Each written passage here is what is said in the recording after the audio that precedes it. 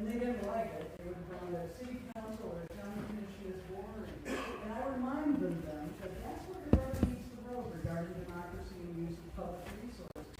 It would be nice if the news media showed up and had a representative sitting in the seat every time you have a committee meeting or a meeting like this. You know, the only time they show up is when there's, a charge of deviance, that someone brings against a member of council or in some way, shape, or form.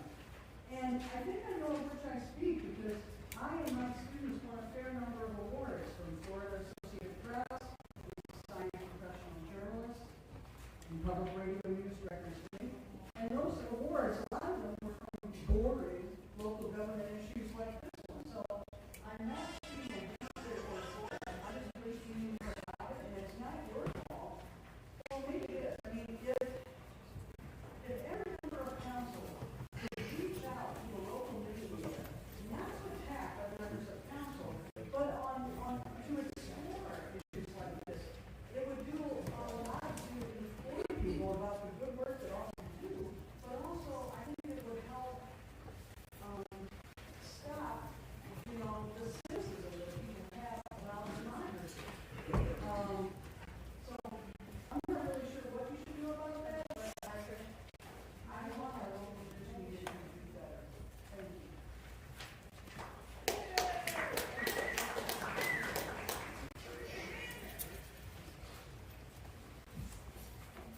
Good evening, my name is Amy Trigg, 470 Ribbon Street, and I'm very much beyond the event that I heard it voted down by council the other day, but then I see it on here. I just wanted to say that I found it very strange when I was at the hearing. The first part of this procedure was a hearing before the planning commission, and I wrote in a comment about this because it's asking for residential property to be converted into commercial property in an area that doesn't need that kind of intensity, but also it was strange because the proposed use is to be residential. It was slated for housing for U of R students, so I don't see why 3 parcels would need to be combined into a commercial parcel. Also of note, I did hand out something about this to y'all for something that I'm going to speak on later, but I found it concerning that the vice president's question to the zoning director was not addressed, was dismissed, and was bypassed. And I had that laid out more fully in the handout that I gave out. So, not only was it not we weren't made aware why residential was being made into commercial. The proposal didn't seem to merit that. And then when the vice president of city council asked about the planning commission hearing, she said the zoning department hearing or the zoning board hearing.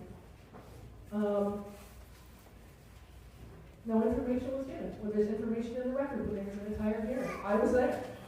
So I find these things very disconcerting that the actions of the director of zoning and permitting, to my experience, have particularly been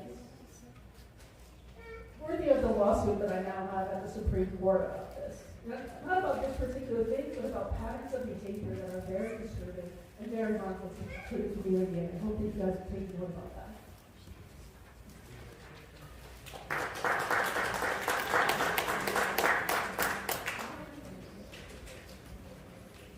Seeing no additional speakers, that hearing is now adjourned.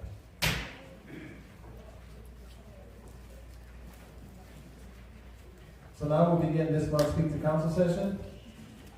We respectfully ask that each speaker offer this council the same respect that they would expect to receive in return.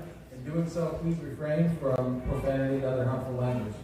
Please note that Speak to Council is a time for members of the public to speak to City Council as a body, as a whole, not directly call out individual members of City Council or city staff in that vein. So please do not direct any comments to any specific individuals on this body or in the room. Council members have contact information for all tonight's speakers and may follow up on any concerns that pique their interest. Deputy Clerk will call each speaker to the podium. We ask that you respect the time of those waiting behind you and yield the podium at the end of your allotted time. And before we begin, we have a packed room tonight. We really appreciate you all coming out. So please, we want to hear from everyone. So if you could help us by making sure that at the end of your time, you do allow the next person to come out. Thank you so much. Deputy Clerk. Albert Algarin, followed by Carmen Cole. Thank you for allowing me to speak tonight. I'm here tonight. I put a picture in front of you of a man that I met, a man that is an amazing, possible individual that did so much on civil rights, a man that did so much out human rights. I was able to meet Jesse when I was in the union. We walked together in Canada. We crossed over the Rainbow Bridge to meet Canadian workers there in NAFTA. He was a big man, big hands, but he was a man with a big heart. And tonight I had 2 minutes to speak. And I want to speak about Jesse, how much he sacrificed for all of us. He didn't care whether he was black, white, yellow, red. All he cared was that he wanted to make a better place for all of us. That together we can support each other. And I asked him for an advice when I was there. What advice you would give me as a leader that you are? Because I want to step at least halfway of this step. And what he told me was this, very simple. He said, fight for justice, fight for the right of the little one. And everything gave me comes from power. And the only thing I leave behind for is what I always say, keep hope alive.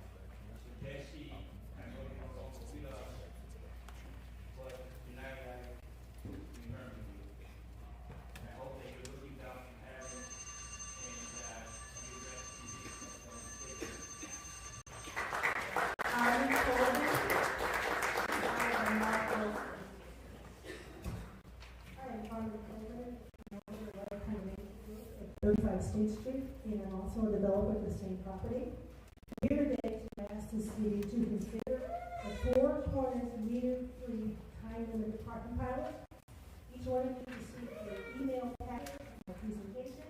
And I'd like to say that the memorandum recommends authorizing a 6 to 9 month meter-free time-limited parking pilot in the downtown Rochester 4 corners, Main Street and State, extended to Exchange Boulevard and immediately surrounding blocks. The pilot removes on-street parking meters and replaces paid parking with free, clearly posted time limits to support economic development, downtown revitalization, and small business access. The policy objectives are to reduce barriers to short, spontaneous visits, improve downtown competitiveness, support independent and small businesses, and activate the Rochester historic core. The small city and regional context of this is this approach is modeled on successful small city downtowns such as Philly, New York, where parking meters were removed from the primary downtown corridor and replaced with time-limited free parking. In addition, surrounding Monroe County suburbs provide free parking, placing downtown Rochester at a competitive disadvantage for discretionary spending and short trips. My recommendation is to authorize the 4 corners meter-free, time-limited parking pilot and require mid-pilot and final reports to evaluate parking performance, economic indicators, and customer experience. Some examples in Rochester is Railroad Street and West Main Street in front of the post office, and also in Collegetown. These are booming communities. On Main Street, near State, there are several businesses that have gone out because of this parking issue, and I personally had a problem with my customers coming down because of the anxiety of parking. Thank you. Mark Wilson, to be followed by Sanford Mayor.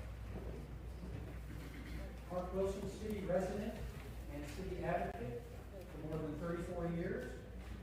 As you know more than anyone, cities are filled with complexities and conflict. And we have that right here today. He's lifting meetings of what to do to make it to the city better. After being decimated to less than 2,000 residents, City Center is in the midst of an exciting redesign. And you all are making 100-year decisions. We need more buildings. We need to build more affordable housing units. We need more ownership and less rental. We need less poverty. And we need purposefully designed public spaces, including gaps between walls of new buildings. And simple street spaces where residents can gather and commune. So we need blue skies and green grass. You can't control the blue skies, but you actually do control Sky just. grass. Yes, yeah. Okay, you're all set. Yeah, thank you. Proposal is an excellent item. As they say, they're trying it out to help the Hinge District and a model in the Loop Road. There are 9 vacant city-owned lots within a half a mile of East End Green that fit their design. Why would you take away an active club? By the way, there's more than 150 affordable housing units that abut this green space right now. Why would you take away that park to try out a pilot? Let's work with Suzanne and Sean to build this pilot out on vacant land, even 3 times over, to revitalize spaces that currently have no use. I urge you to vote no to selling this land to bulldozers and concrete.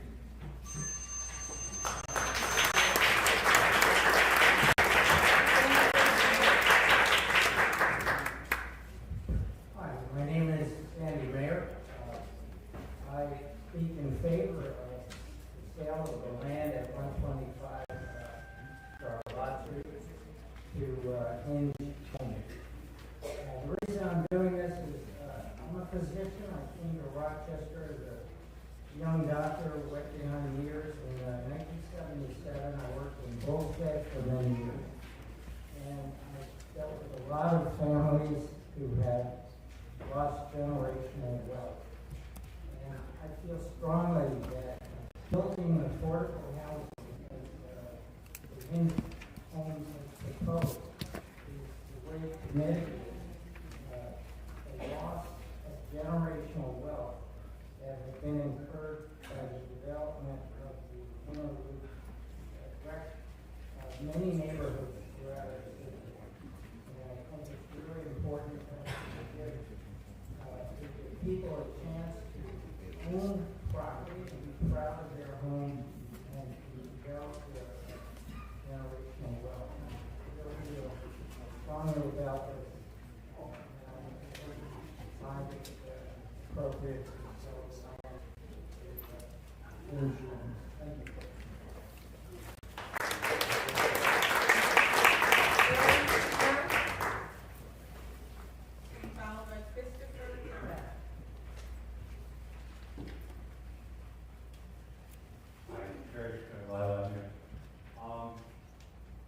The 5 rights embodied in the 13th Amendment can be summarized as a single right, the right to be wrong.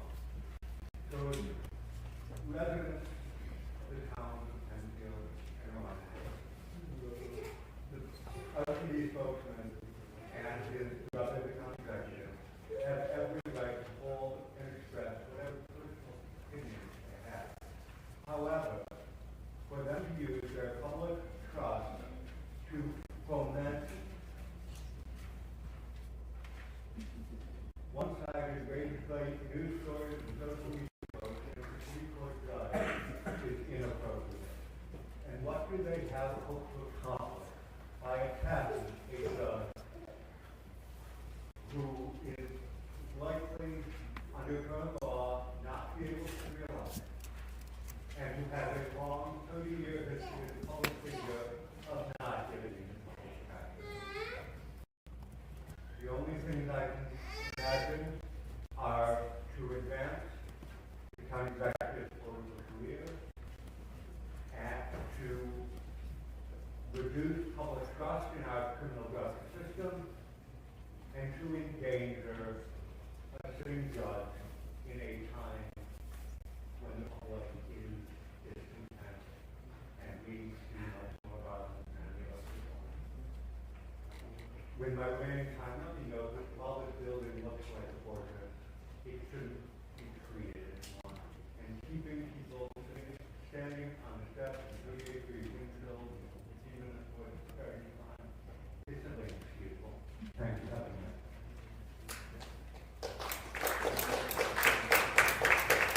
Christopher Coretta. To be followed by Linda Riley.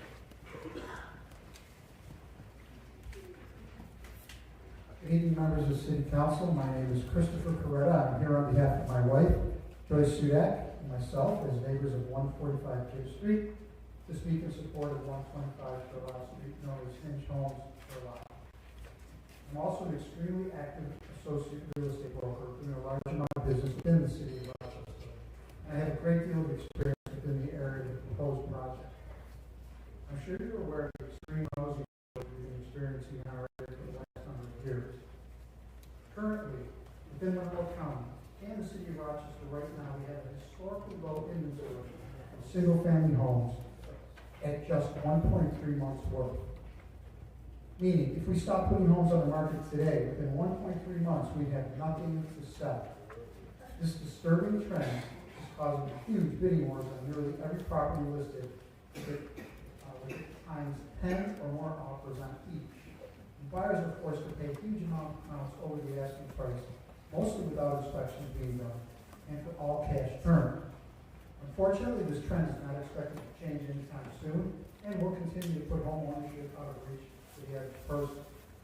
In my professional opinion, the Hinge Home Charlotte Project's extremely innovative approach will help bring the much-needed dream of affordable, quality, accessible home ownership to people within our downtown neighborhood. We have a very qualified and experienced development team who are dedicated to making our city a better place to live. Home ownership builds a personal investment within the city, as well as providing cash flows. This groundbreaking way of bringing home ownership to everyday people could be a model for cities throughout the country, and needs to be seriously considered.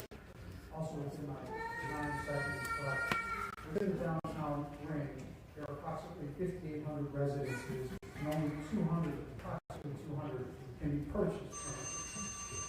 Thank you. Linda Riley. To be followed by Stephanie Ford. Linda Riley, I'm chair of the Local Association Committee to preserve East End Street at 125 South Street. Hinge Homes has been chosen as a developer. I looked at their website, and there are some serious misrepresentations of facts concerning the options of proposed development. They say on their website, for decades this site has been asphalt and vacant land, in the neighborhood, not beyond control. East End City has been fighting for this space since 2002. In fact, this 3.5 acre is an amenity, not a movement. For nearly 2,000 households that were brought into the Union Street neighborhood when the interloop use was completed. Have you thought of this business question? We have. We met with residents at 120 Charlotte Street who told us how important the park was for themselves and their families. By the way, they are really replacing one roof with another. They say 40% of the site remains green space.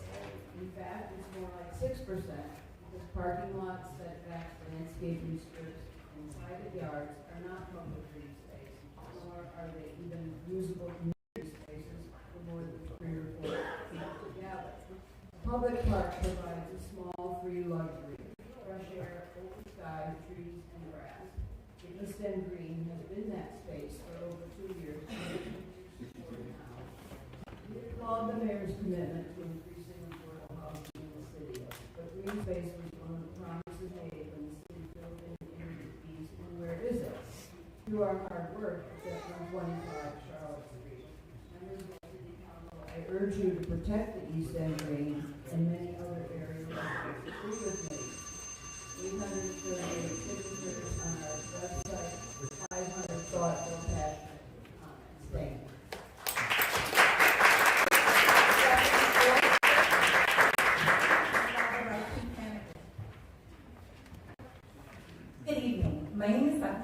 Rochester, and I'm co-founder and board president of Recovery Always, a Rochester-based harm reduction organization. I want to take a moment and talk about something that impacts every single one of our neighborhoods: substance use disorder and overdose. Right now, Monroe County ranks second in all of New York State for overdose rates, and with approximately 35.9 deaths per 100,000 people. That's not just a number; those are our neighbors, our family members, and our community. And the question is not whether people are using substances; they are. The question is whether they live long enough to have a chance at recovery. That is where harm reduction comes in. Harm reduction is not about enabling. It is about keeping people alive long enough to access treatment, recovery, and stability. And we have decades of data to back that up. Syringe service programs have been shown to reduce HIV, hepatitis C transmission by 50% or more without increasing drug use. They also connect people to care. People who engage with harm reduction are 5 times more likely to enter treatment. Now let's talk about overdose prevention centers. On Point, an overdose prevention center in New York City that's been open about 4 years has already reversed 2,004 overdoses with 0 deaths on site. That's 2,004 chances at life. They are also reducing public drug use, decreasing discarded syringes, and reduce strain on emergency service. And that's where the cost conversation matters. Every overdose response can involve EMS, emergency rooms, and sometimes hospitalization. They can cost thousands to tens of thousands of dollars per incident. And when the same individuals cycle through that system, those costs add up quick. Overdose prevention centers interrupt that cycle.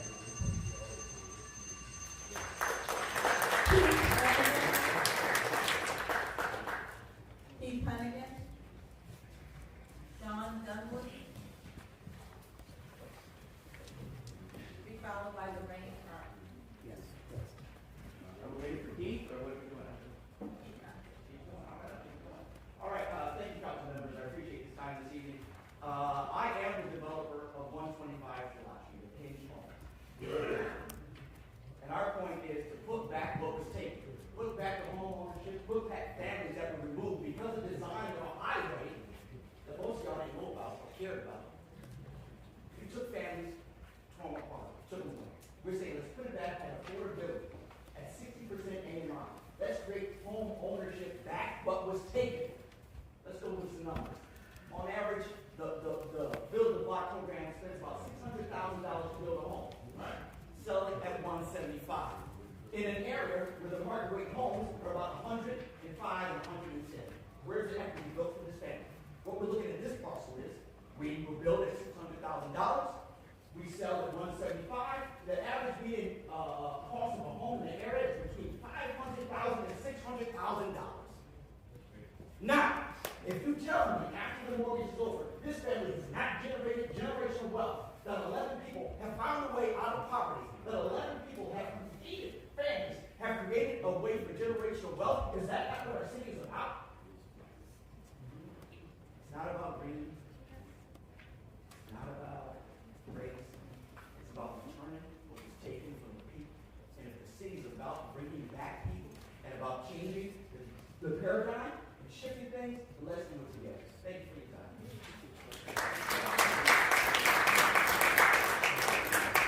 Lorraine Carr. Lorraine. Be followed by Roger C. Williams. Good evening, everybody. I'm glad you're all here tonight. We are all here to know about the animals. Animals also serve people. They rescue people. They do all kinds of things. They're not a nuisance. They actually protect and serve, just like anyone does for their country. I'm here because the laws are not being enforced that we have on the books now. They are even on your own city webpage. Why are these police protecting this man, Brian Wyatt? Who is he? What's so special about him? 10 police showed up at his house to protect him, but not do anything about the abused dogs. Now they're dead now. One's dead. This could have been prevented last month, but nothing happened. So now we all have a dead dog, and there's more dogs being found in dumpsters and whatever. because this city's disgusting. I drive around it. There's people laying in the streets, homeless. Same old thing that goes on here. And these wonderful cities that we have, and nothing's done. But our taxes get raised. We have no, what do you want to call it? Potholes even. Potholes. We can't even get our cars or we can't get our streets fixed, let alone we can't even get a poor dog or a cat, even their rights are being trampled on. So why does Wayne County, Livingston County, Yates County, all these other counties, they arrest people and they do something about it, but not Monroe County? So there is laws that can't be enforced, but you're not enforcing them. I want to know why. It's very strange. Why are you guys protecting dog fighters? Why? Come on, why?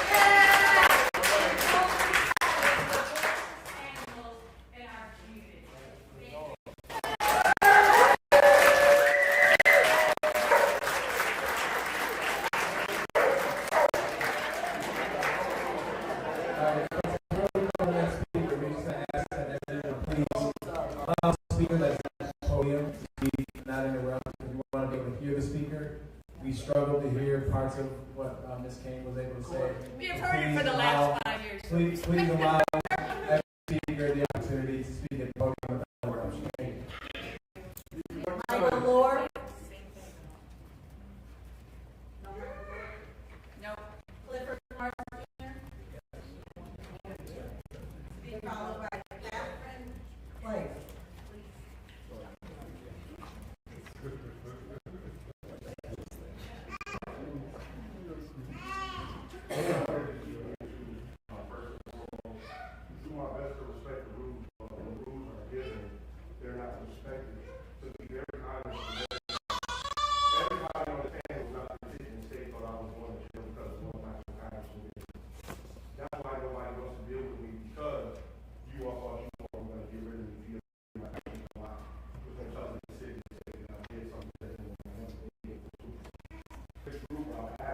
So we do ask that you address the body.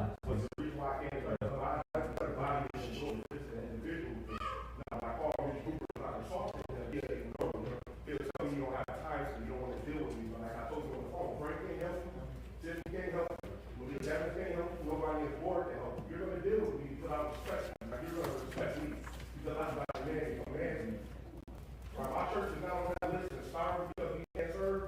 have your hands in a bunch because you have an issue with me for no reason. Now, I come down here 3 times publicly, but he say, she say, his Clifford said this, and Clifford said that. I'm telling you to your nostrils. Tomorrow morning you have. Tomorrow morning you call me and tell me we're going to set something up to take care of my church. And if that's not taken care of, your address is going to see me. And a bunch of people that's tired of your BS. Now, I've been patient with you. I try to respect you, call you and text you. But if you don't respond to me by tomorrow morning, I'm telling you. This is not how. This is not how.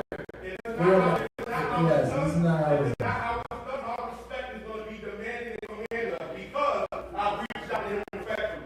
I called him. Sir, with all due respect, with all due respect. If you all want respect, be the first one to show it. So you have these last 6 seconds. You have until tomorrow morning morning. If you don't call 585, 503, 7943, tomorrow next week, you never tell tomorrow morning. Next week we're going to get from your address. So you have the choice. Thank you very much. President Waters, thank you so much for adopting our rules of respect today.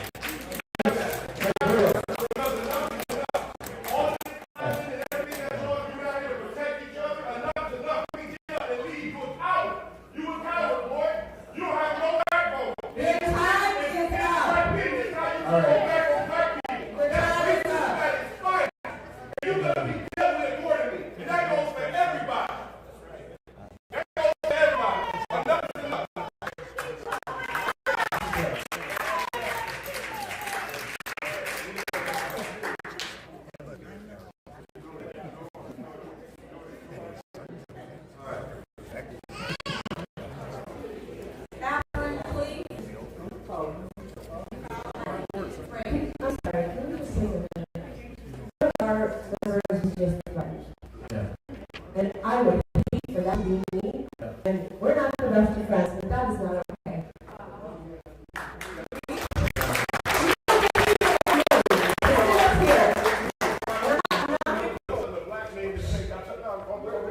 I'm sorry. We are human beings. It's not okay for us.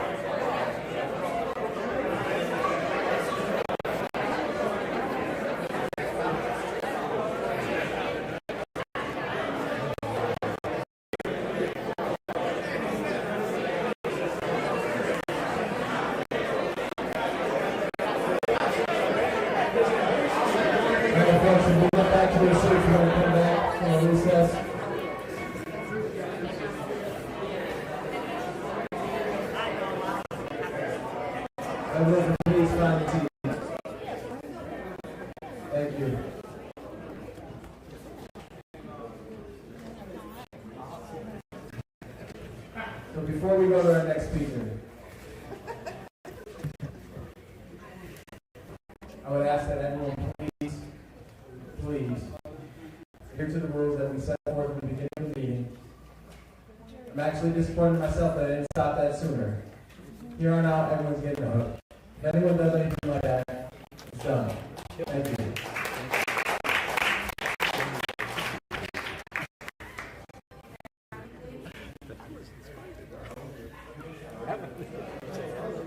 Hit the mic, please.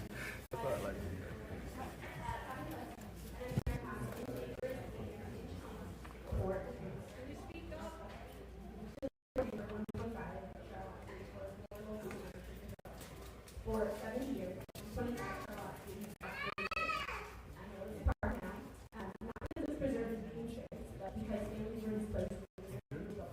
I knew the homes were small, working class families, primarily black and Latino residents, were pushed out. I knew that it was divided by the house.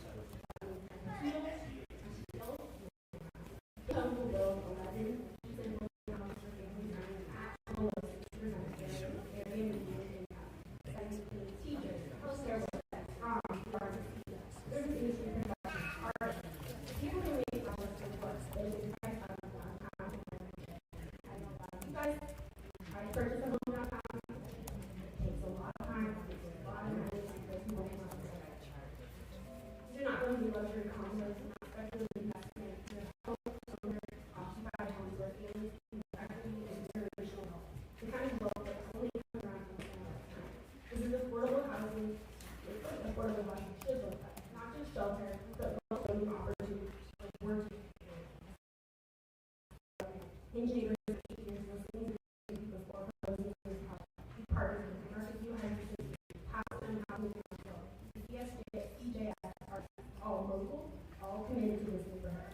Tonight, I'm asking the City Council to approve transfers 125.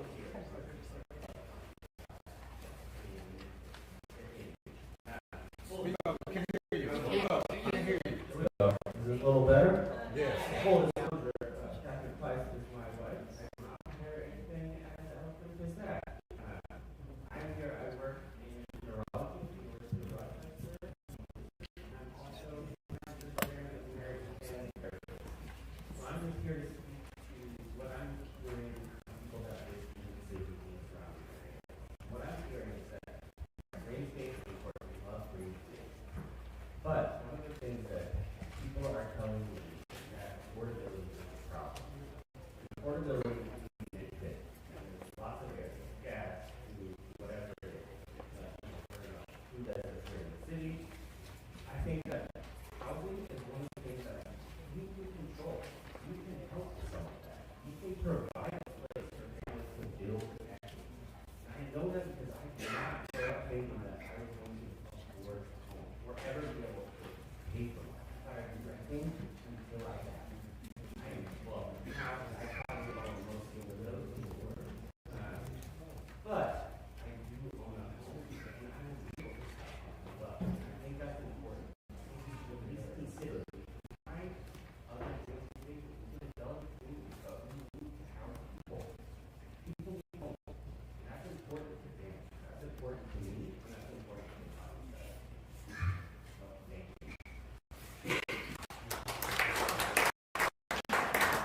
Suzanne Mayer. Followed by Abdul Baum. Hello, and I do want to thank you for doing this. It's not easy at all. And I want to have a little bit of time with your time to talk about 25 development. We started out 8 years ago as a nonprofit about how we can help people get their voice heard. And during that time, we have Sean and myself been working with people to say, what do you want? Why do you want? People have their voice talking about the inner north principles. Once we were there, they were saying, well, what do you mean? We love our community, we love our community, we love Rochester. We want to stay here, we want to build we want to have a home here, we want to be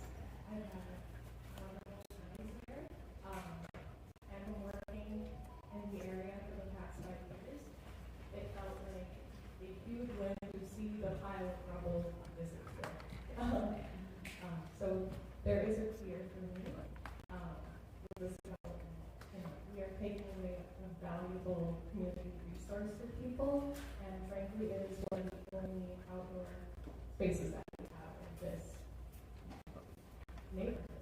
I'm a small child, and we don't have a place within walking distance to go play outside, to be honest with you.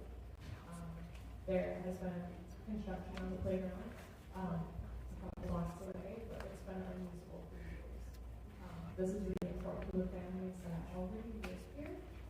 It's important to the small businesses in the area, and frankly, there are new small businesses going in, and we are afraid that they will not survive this development. Thank you so much.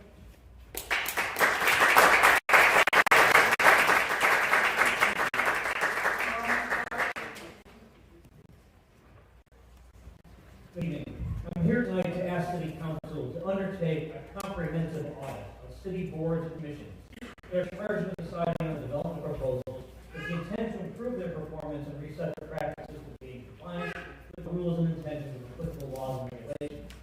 To place a brief moratorium on variance applications that include new digital billboards and fixed wireless access broadband cell tower, and to consider these concerns and results of the audit as it relates to the comprehensive zoning alignment project we will soon be asked to vote on.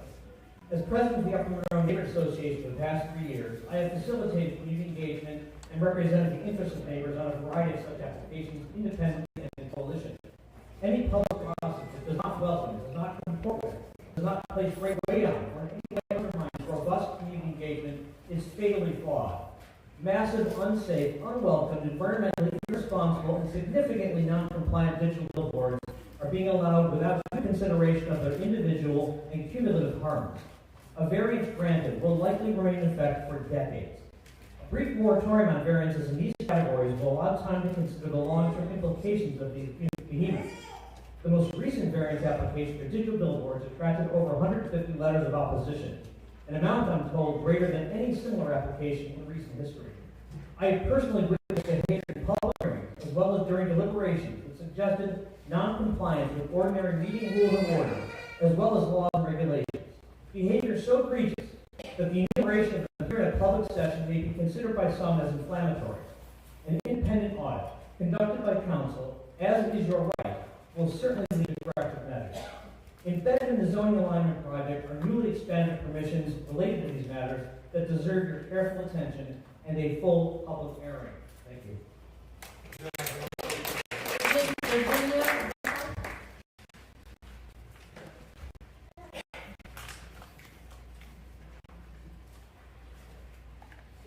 City Council. I am a city resident, I'm a teacher, and I'm an owner of all rescue dogs. I'm here tonight because you have been presented with facts for the last 5 years that the city has failed and continues to fail our animals. I, as well as many other animal advocates, are concerned and questioning why we are not working or attempting to work alongside the Humane Society at Lollipop Farm to solve this crisis. Animals are dying and no one seems to care. How many more must die before the city steps up and does something? We need a combined effort with Lollipop Farm to have our own city cruelty investigators and a separate cruelty hotline to report all too frequent acts of cruelty and abandonment in our city. You have the money. Now is the time to use it for the way your community and voters want it. We want real action, not just talk. Backyard breeding, animal cruelty, abandonment, and suspected dog fighting continues as out of control in the city, and no one seems to care.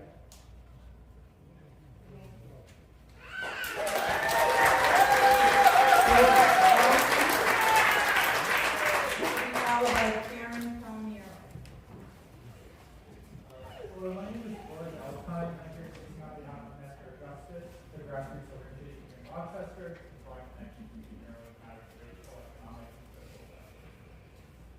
The revived attempt to approve the cell tower project, as mentioned previously, is a broader failure by the City Planning Commission to utilize proper mandated procedures for review, merits the attention of, and oversight action by this elected body. We've been engaged in the zoning fight around the Verizon Tower and now a massive billboard on Canterbury and Monroe, not only because of the last mark these proposed construction projects to be conscious of the environment, but due also to apparent efforts by proponents to evade the attention and input of the public. I don't think I should have to explain why the cell towers are being pushed now in neighborhood yards around Park Avenue, or why stubborn efforts to push through construction projects like these, including those posing potential health risks, so often center on lower income neighborhoods, especially as populated like these.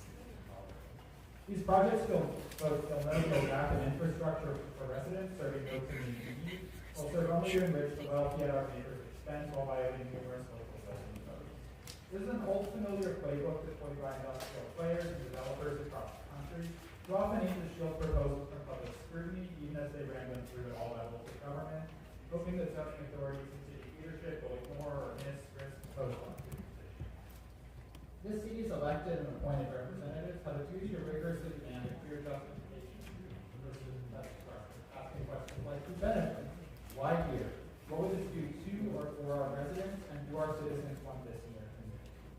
These proposals, and especially the concerning methods under which their approval has been sought, would deprive our citizens of their right to be informed about actions which affect them.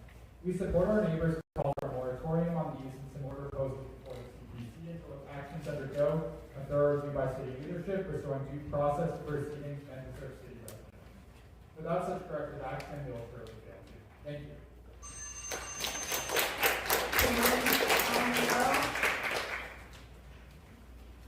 Ames, Grigg.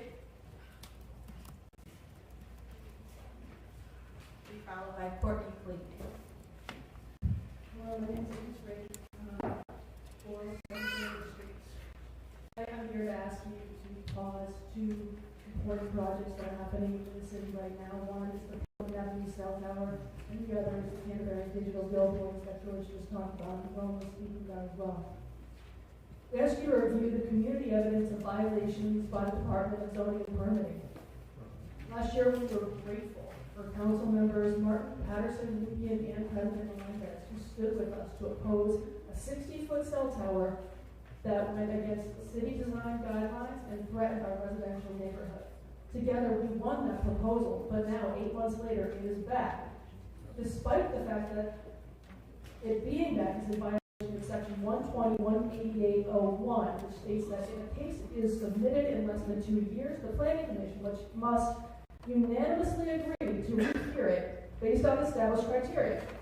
Yet, the director, Matthew Simonis, disregarded that procedure entirely, and we have 10 days to stop the cell tower from being put before us. This overreach of authority by the director, as witnessed previously and just mentioned earlier, it is all too common. And when we saw, to see it happen to President Harris, to see it happen, it's been happening to me for the last year, but to see it happen to Vice President Harris was really shocking. During a legislative session, to have an administrator deceive a member of city council while they're legislating law is so far, it's such an egregious violation of due process and of decorum, frankly. But this time, his violations are going to threaten our neighborhood, and this tower will subject an overburdened community to close proximity radio frequency radiation 24/7, 365. I'm calling for a moratorium on these applications. We're asking that City Council just pause these two so that we can look at, we can take a clear look. Thank you.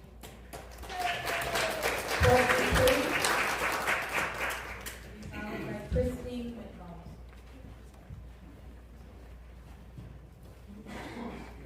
My name is Courtney Clee. I'm a resident of Lot 66 neighborhood and an organic farmer. Green spaces is probably important to me.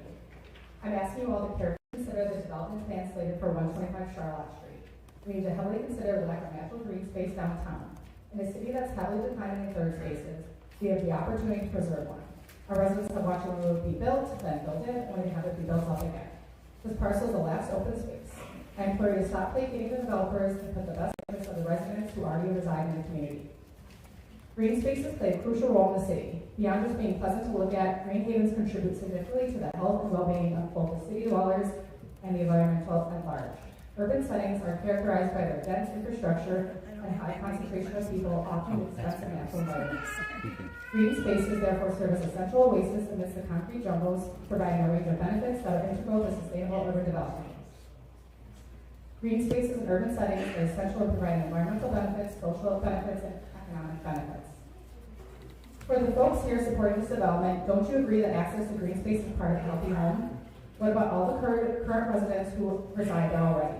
Don't they deserve to walk out their homes and hang out in a park with their space and their neighbors? Thank you.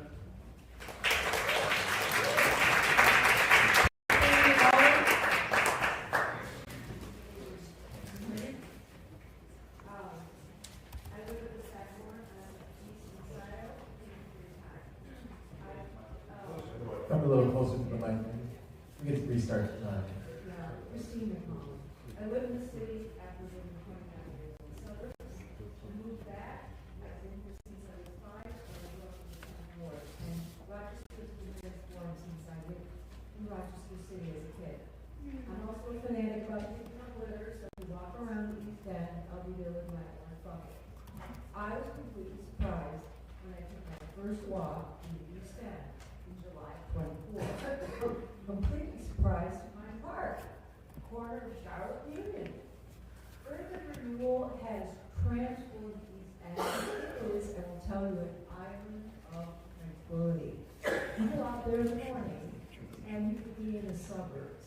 It's quiet, it's a meditative space, and you don't get that in Manhattan and the canyons, where you're only lucky if you see a patch of blue sky.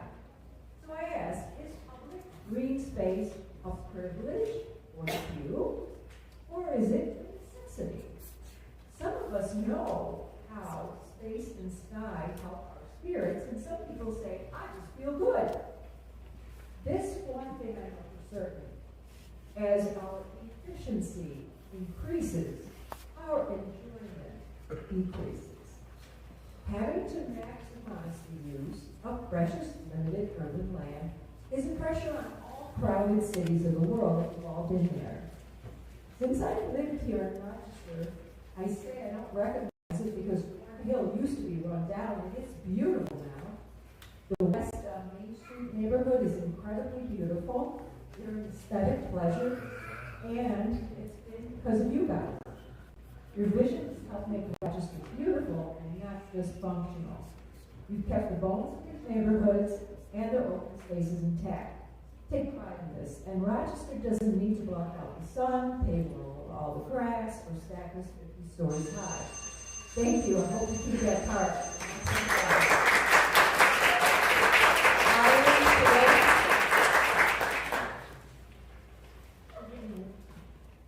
Festival season is coming up, and I know we're all very excited for all the fabulous festivals that Rochester has.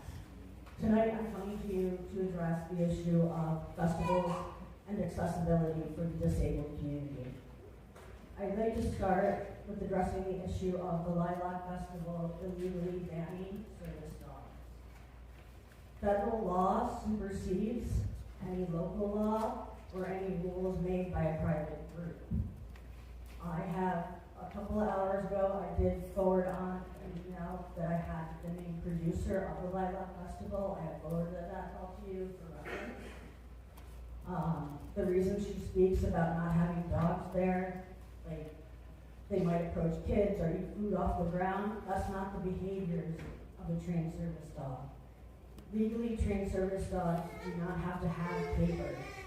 There's legitimate programs that don't provide papers, and there's questionable programs that do provide papers. So I'm asking City Council to back me up and back up the disability community of Rochester and speak to the Lilac Festival, because they're not going to just take it from some group from the city.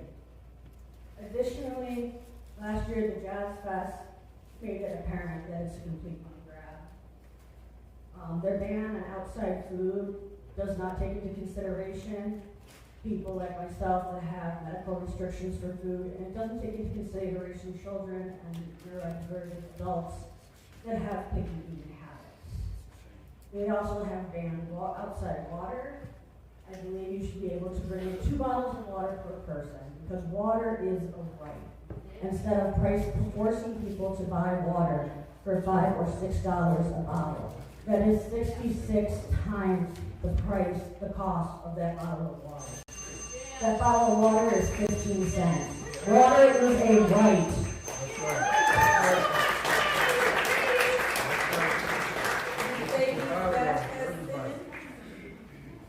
Mercedes Vasquez Simmons. Emma Brake.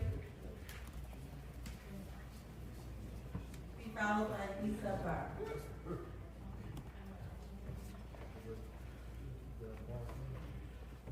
Hello, Council. Can you hear me? My name is Emma Brake. This spring, I am opening a small business here in Rochester. It's a vintage clothing store at 89 Charlotte Street. And today, I would like to discuss the preservation of the East End Green. In my 26 years, I've traveled all across the U.S., even abroad. But ultimately, I always find my way back to Rochester. Like many of you, I love Rochester, and I plan to live here for the rest of my life. As a Gen Z business owner, I think about what attracts young people to live and work here in Rochester and bring commerce to our city.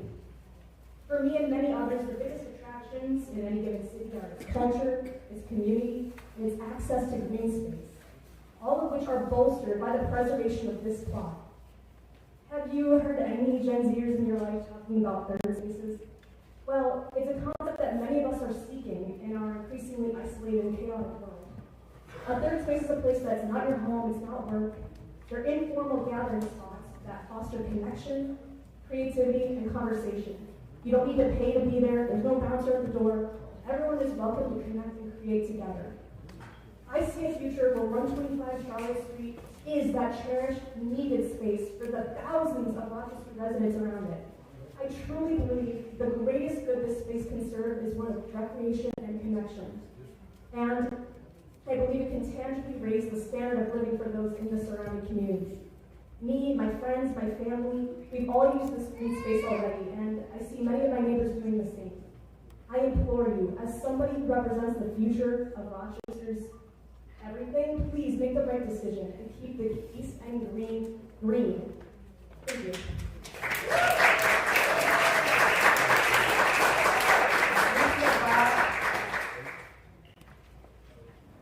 Be followed by Gary Hardy.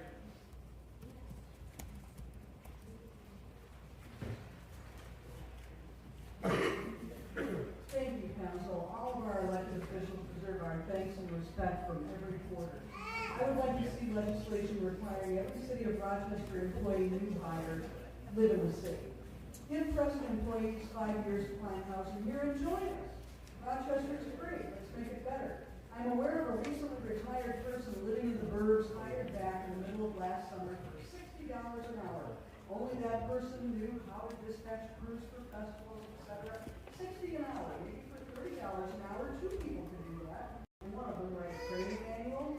My other reason for a residency requirement is apparently from what I saw on Facebook, there's a bunch of suburban dwelling city employees who cannot see a misogynist, racist, workplace bullying piece of legislation for what it is. I speak of the legislation that I think is illegal on its face. The bill that would punish clearly salaried city council members for allegedly missing meetings rescheduled without discussion with them on 72 hours notice. I am glad council tabled that legislation because it was poorly designed, and apparently with city lawyers involved. It combined discussion of pay scales for a woefully underpaid city council that needs more power so that council can help the mayor's office get control of our locust club contract and maybe eliminate it. A gang affiliated with white supremacist infiltrated national police unions, that's why ICE gets to run amok.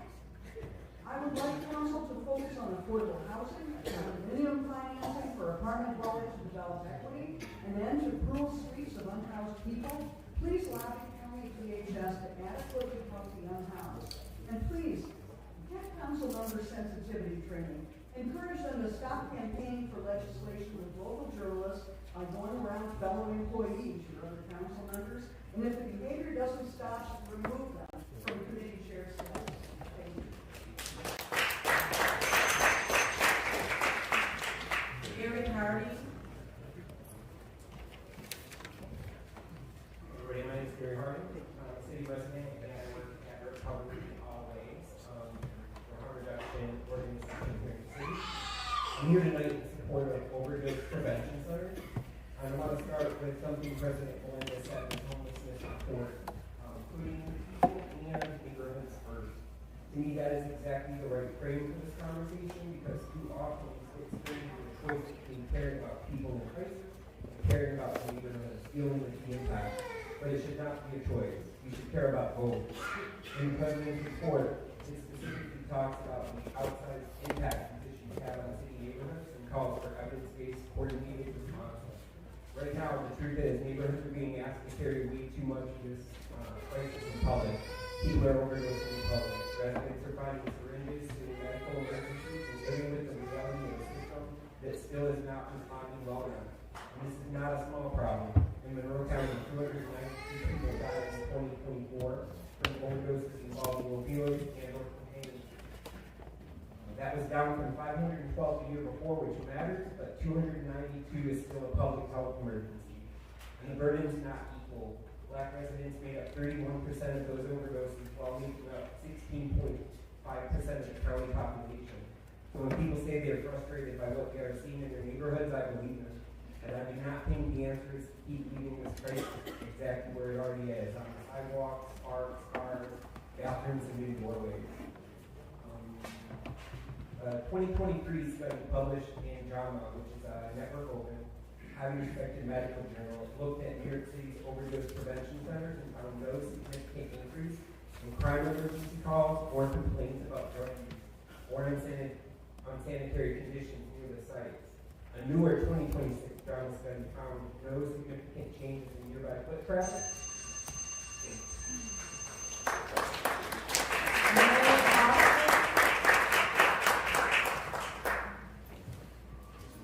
Followed by David Hall.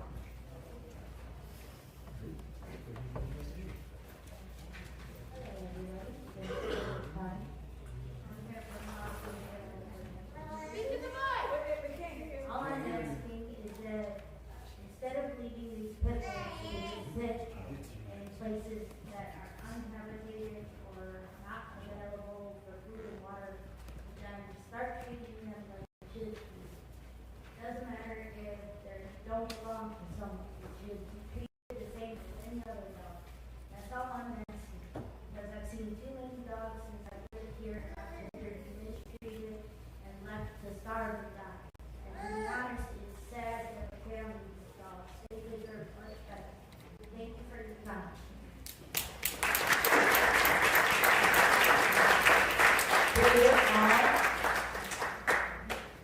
He follows Richard Rosen.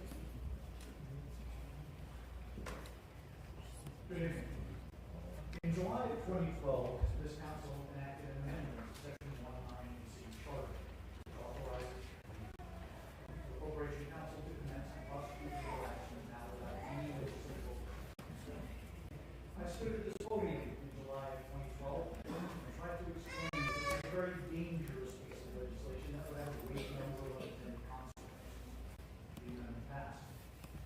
Just 20 days later, the corporation council commenced a special proceeding against the tenants in Rochester by the name of Kingsley Stenard, seeking an order of city court compelling Mr. Stenard to permit a search of his home without a warrant. City court responded by issuing an order compelling Mr. Stenard to leave his home early in Rochester, November. I know parenthetically that this council recently enacted legislation to prohibit certain evictions without cause. I ask you, when you enacted that legislation, did you intend to put an end to such evictions, or did you merely intend to give the executive branch of city government a monopoly over the practice? On appeal, city court's order was reversed on the grounds that it violated Mr. Stenard's due process rights. On remand, city court ordered Mr. Stenard to permit a search of his home without a warrant by city officers. It should come as no great surprise that order, too, was reversed on appeal. I don't have much time, so I'll fast forward through the rest. After 8 years of litigation, 6 city court orders, and 6 appeals, the corporation council's petition was dismissed. Mr. Stenard then sued the city under the federal civil rights laws. He didn't live long enough to see justice. But on your desk this evening, you will find an order of County issued March 2nd, awarding the supervisor state $286,000 and $68,000 in damages for violation of the civil rights, for which the city is liable under Section 91 as amended. If you haven't heard about this 13 years of litigation until now, I suspect you haven't. Your time is And up, sir. perhaps now you will understand what's wrong with Section 91. Thank you. Can I get a copy of your message?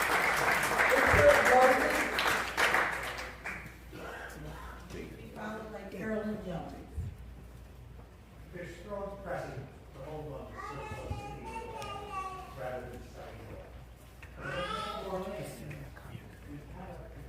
Excuse me.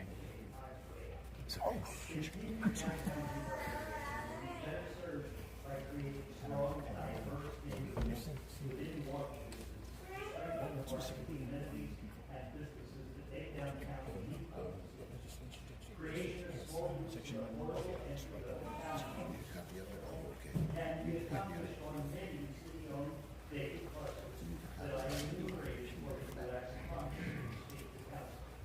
I believe the need to bring the high-density apartment houses that were built along North Union Street to replace the City of Blue can be brought into compliance with the comprehensive plan by the creation of a park for this uniquely located parcel. I think that's a higher value than this particular site. It is very commendable. I visited the OA in Barrett Park. It's larger than 135 Street.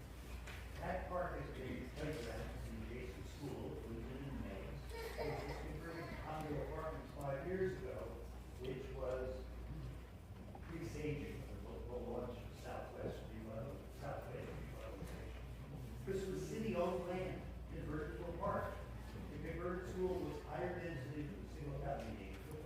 The presence of the adjacent park created usable open space so that the condo apartments meet standards in your comprehensive plan. The park is the centerpiece of that neighborhood. As Linda Riley earlier told you tonight about the Homestead plan, who recommended several parks central to our neighborhood. This small park further improves our park and serves the catalyst to continue the revitalization of a downtown neighborhood of over 2,000 units. The one by Bruce Lucy and Edward Wagner.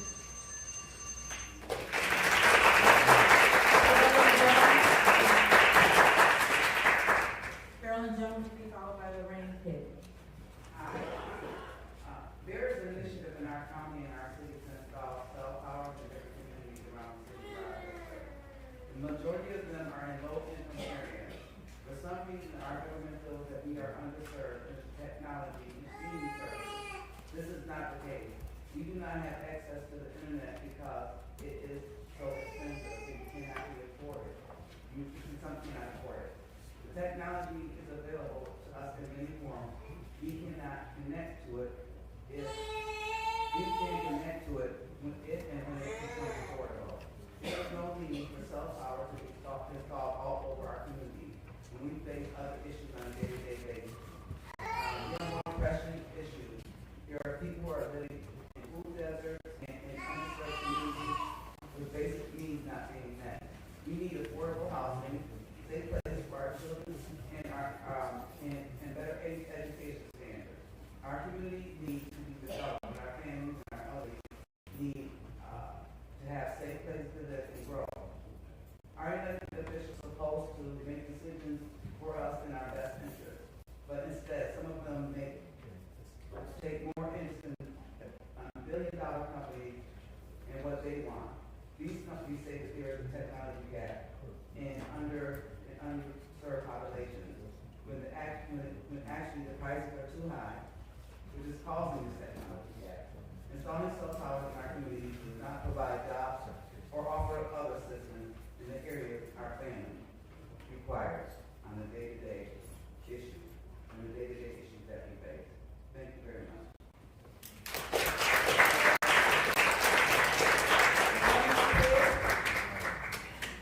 Lorraine Kidd.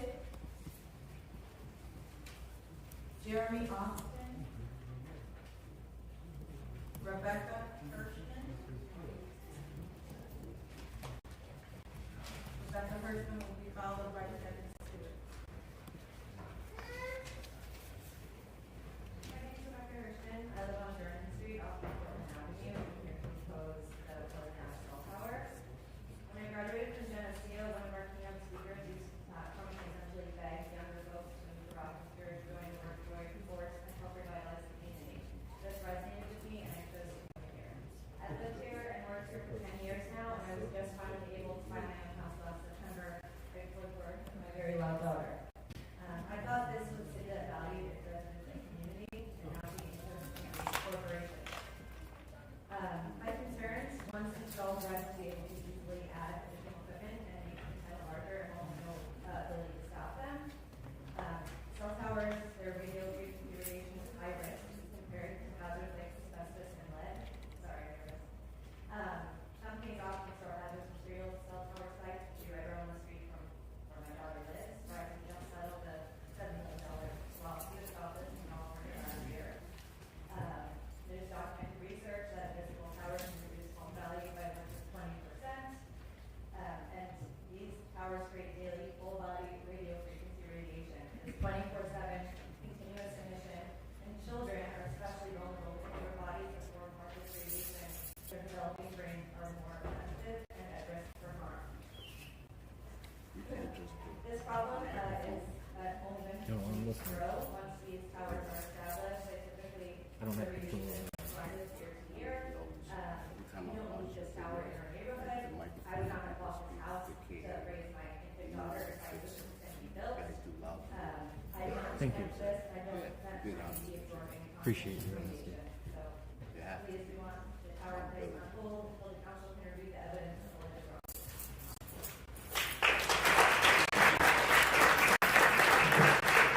Deputy Stewart, followed by Andre Warren.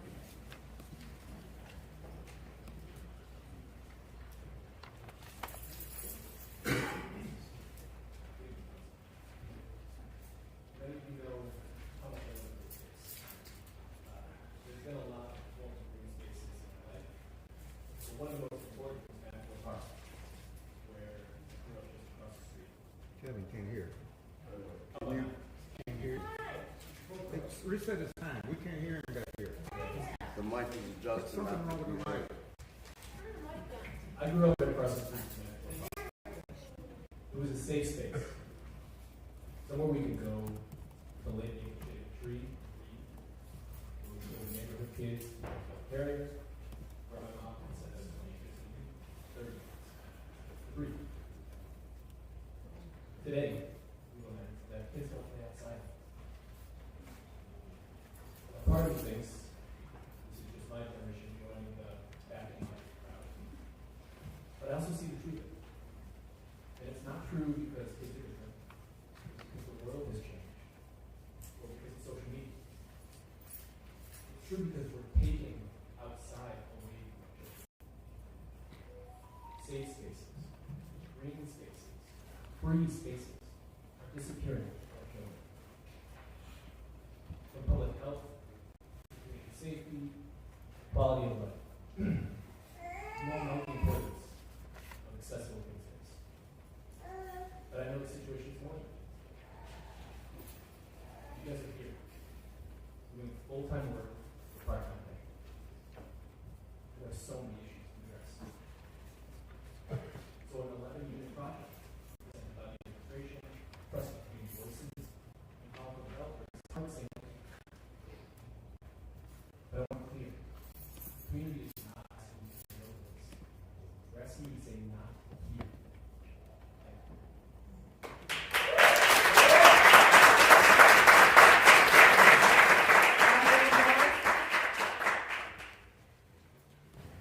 Andre Morrison will be followed by Debbie Oaks.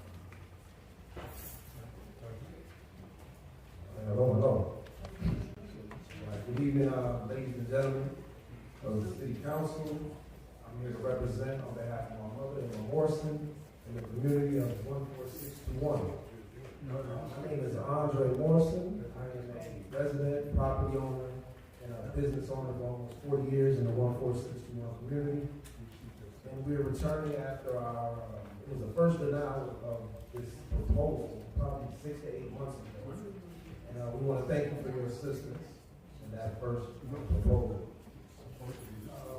So this proposal negatively affects the aesthetics of our community, as well as the property value, and it raises health concerns in our community.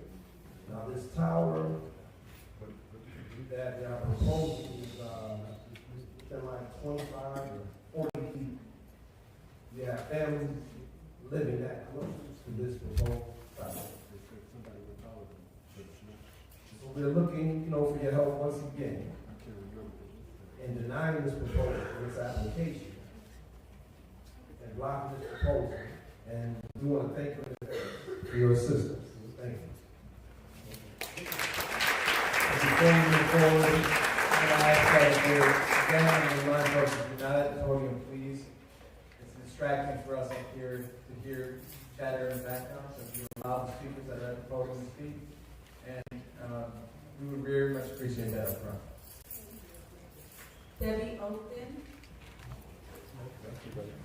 That's not the next person on this list.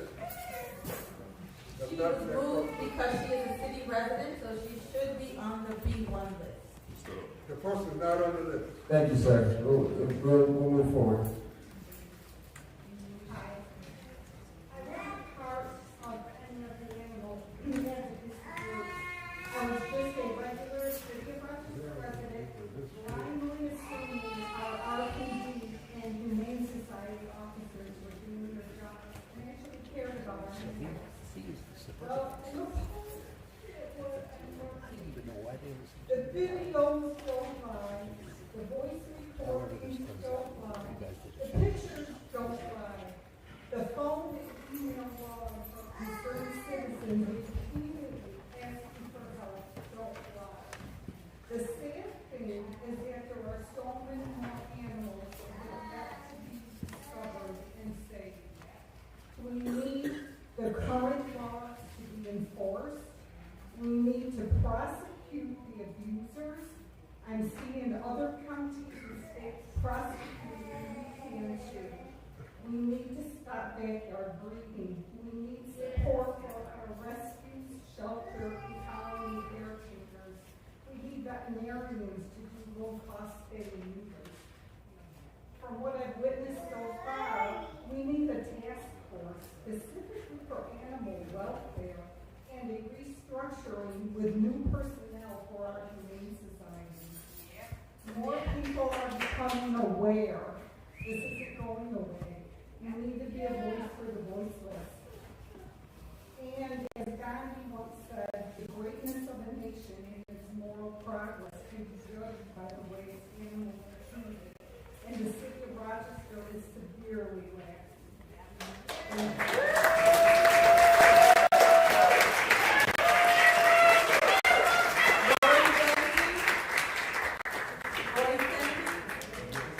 Followed by Howard School. City Council. I'm Lori Sunny, and I've been here for 3 years now. I'm trying to get you guys to care about the animals in our community. I don't work for the You're city. just wondering when we'll make it a priority. No, I don't get paid to do this. Dogs suffering in a vacant house on 3rd Avenue. 4 dogs were left in crates, one in a bathroom. They were injured from chewing their way out. There was no food, no water present. Feces and urine on the floor, and no one got back to me. Animal advocates are concerned, called the Humane Society and law enforcement numerous times to report these dogs. They finally showed up on February 17th, and nothing was done. And a month later, March 18th, they were left there on February 17th. March 18th, a month later, they were still there.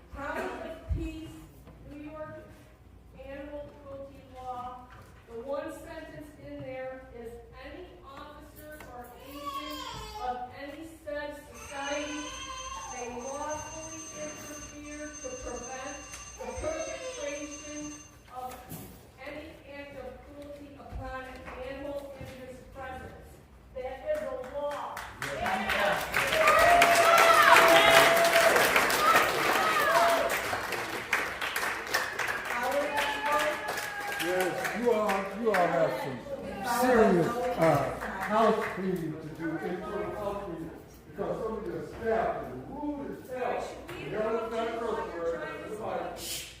So when I called in on Monday to sign up to speak, the woman who answered the phone, I asked her what was my topic. I said accountability. She said very snarky. Accountability for whom? And so when we started snarking with me, I'm snarking with you. I said accountability for the council. Who knows? I know that's not correct usage, right? But you might need to do some professional development around customer service. And it might be the same. I called back. No, first I asked her name. She hung up on me. I called back, got a voicemail. I called back again, spoke with a woman who identified herself as Adrian, and asked who's that person I just spoke with 5 minutes ago. She said, all right, so we ask that we don't talk about personnel matters. All right, hypothetical. I spoke to a hypothetical person who identified herself as Adrian. And she said she didn't know who the other person was. But my point, it might be the same one who overlooked my name on the list. But last time I was there. We need to do some internal housekeeping in terms of professional development. Listen, I can't talk about accountability. First, a hypothetical council member introduced some legislation for an attendance policy and for a process by which you determine if the council gets a raise or not. And if this hypothetical person introduced that legislation, it's probably going to get a hypothetical person who already do it on almost everything except that. I would agree that that kind of policy does need to exist. Somebody has suggested that when it comes time for raises, put it to the voters, not only for you, but for all politicians. You can do it by referendum. Let the people decide if you get a raise or not. So I understand that this hypothetical legislation is going to go forward. It'll be interesting to see how you all vote on it. But what's interesting to us is you got to change the charter to bring it into existence. You know we've been trying to engage about changing the charter. It's been such a big deal. Your time is up. But you can change it apparently if you want to or if you want to. So you ought to think about it in your own hypocrisy.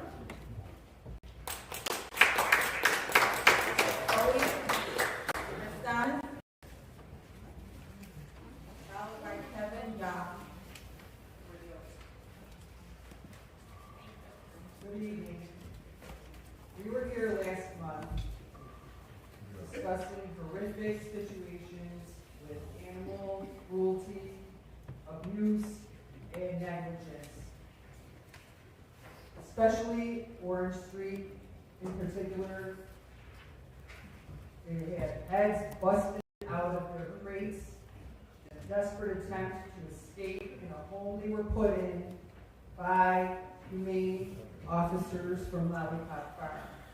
That was the first failure.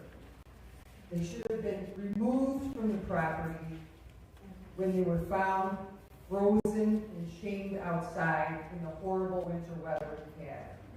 Instead, they were put in the house. Come to find out yesterday, an animal welfare check was done by 2 of our animal advocates from Darien, New York, who drove an hour to come here to do the job that was not being done at Lollipop Farm. I answered by imagining the hell that was going on in this house, that these animals were loose, running around, attacking each other, one dead. This had to be posted on social media and have community outrage for action to take place. This seems to be the only way that anything is getting done around here. People need to do their job, and that is not happening. We cannot rely on Lollipop Farm to do this. We need our own specialized city department to deal with this crisis that we have. Thank you.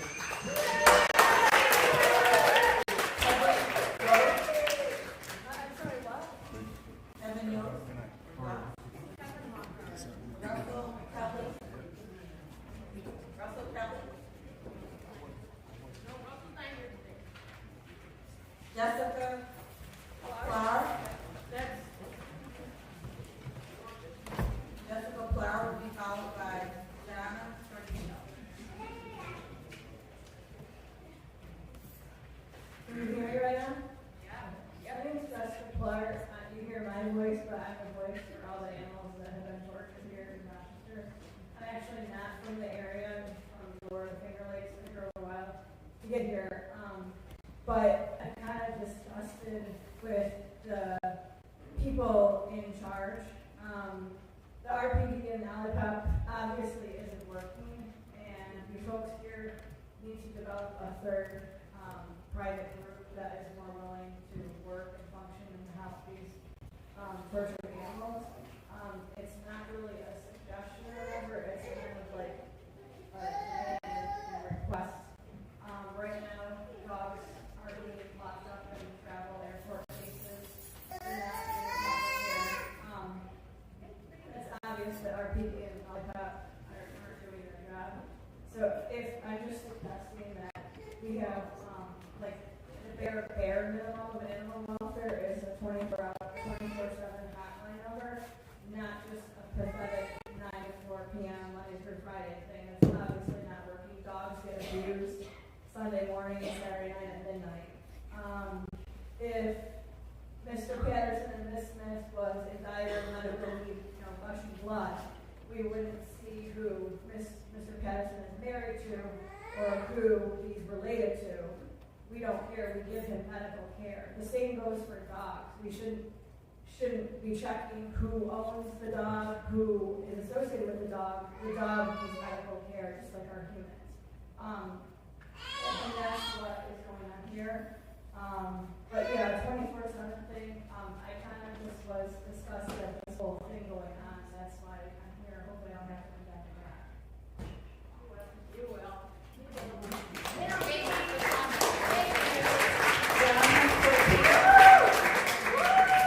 Is Donna Tortino here? Eileen Martia?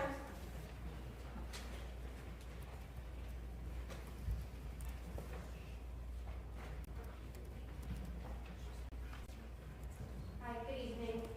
My name is Eileen Maria. I'm the Executive Director of Against All Odds Animal Alliance. I stand before you today not just as an advocate, but as someone who is on the ground every single day responding to calls of animals suffering across the state. On February 24th, my co-director, Matt Albert, sent a detailed letter to every member on this council. That letter outlined both the severity of this crisis and clear, actionable solutions. Not one single member responded. Your silence sends a clear message. What we're seeing in Rochester is not isolated, it's systemic. As outlined in our letter, this is not just about animal welfare. This is about public safety. There's a well-documented link between animal cruelty and violent crime. When we ignore one, we enable the other. But we're not here to point fingers, we're here to find solutions. In our letter, we propose real concrete initiatives. First, anti-breeding legislation to directly address the overpopulation crisis driven by backyard breeding. Second, the creation of a dedicated animal cruelty unit within the Rochester Police Department. Third, the establishment of a collaborative planning board. We have the expertise, the frameworks, and budget-conscious strategies to make this feasible. We're even willing to help put these initiatives in place without compensation. So the question is, why have you not engaged with us? You should be. Because right now, by not responding, you're effectively saying that you're okay with what's happening to animals in the city of Rochester. You have the power to be the change in this community. Because the animals in this city do not have a voice, but we do. And you do. Thank you.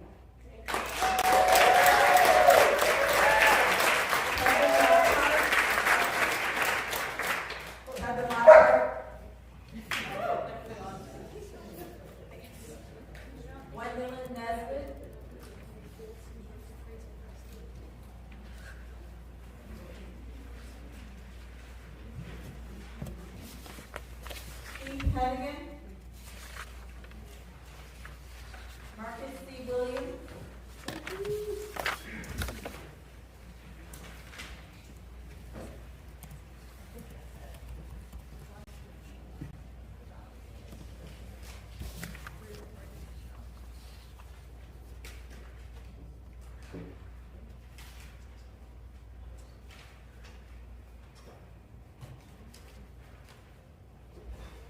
everybody, Marcus C. Williams here, and I come before you guys tonight.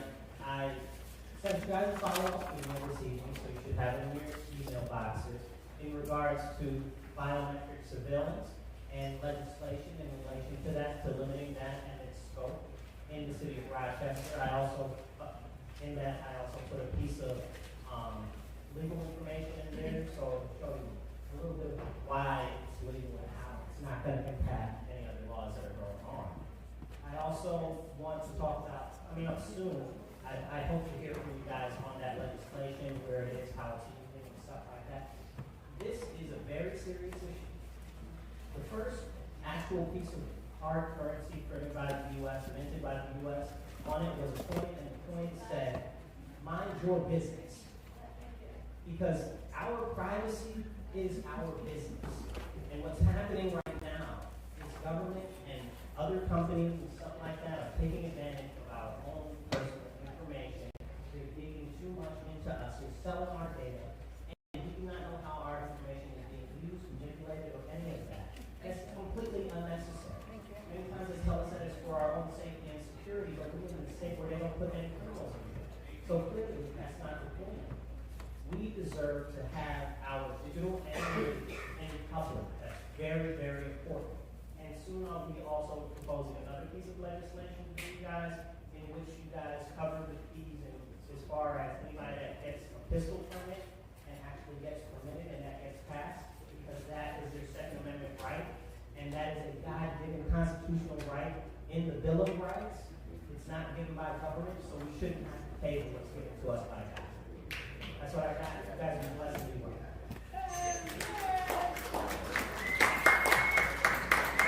Michael Lord. Bill Baum. Karen Palmiero. Mercedes Vasquez Simmons. Lorraine Pitt. Jeremy Austin. Kevin Yost. Russell Kelly.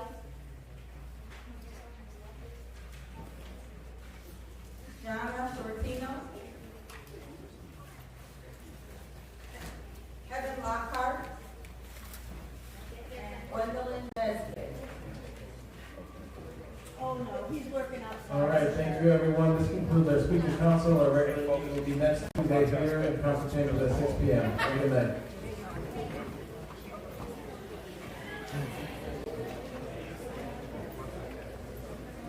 Thank you, Madam Deputy Clerk. Thank you, Madam Deputy.